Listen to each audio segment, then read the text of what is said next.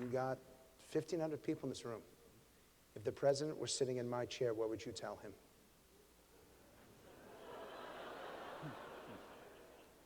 Mr. President, this is America.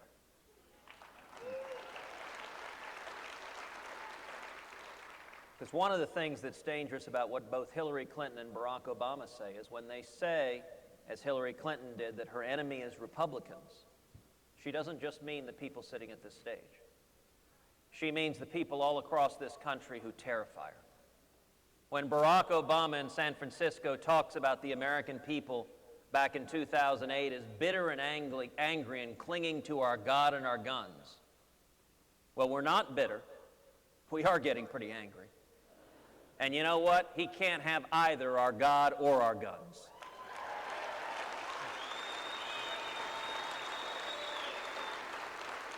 But I want you to address so what would I this say to, question. what would I say to him on this issue? Yes. So this week, President Obama twice attacked me overseas. At the beginning of the week in Turkey, he said the fact that I said we shouldn't allow his plan to bring to America tens of thousands of Syrian Muslim refugees, he said that was un-American.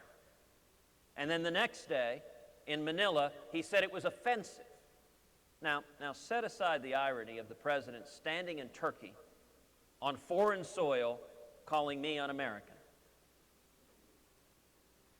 My response was, you know, it's very easy to toss cheap insults when no one can respond. You want to come back, let's have a debate on your refugee policy. And let's talk about the fact, for example, that number one, these refugees are fleeing the disaster that has been caused by the Obama-Clinton foreign policy that has led to the rise of radical Islam throughout the Middle East. Let's talk about the facts that if you look at the refugees streaming into Europe, one study said that 77% of them were young males. That is an odd demographic for a refugee wave. Let's talk about the fact that it appears right now that at least one of the Paris terrorists came among that refugee wave. Let's talk about the fact that the director of the FBI told Congress the administration cannot remotely vet these refugees because they have no information as to which Syrian Muslims are part of ISIS. So as he told Congress, listen, we can query the database over and over again until the cows come home. If we don't have any information, we can't check background. And it is neither offensive nor un-American to embrace the simple common sense proposition that of course we should defend this nation and not invite in people who the administration cannot guarantee are not terrorists here to murder innocent Americans. So my question then is a follow-up. Common sense tells us that we should keep these refugees out. Mm-hmm. But our faith tells us to help those in genuine need. But Frank, we are helping them.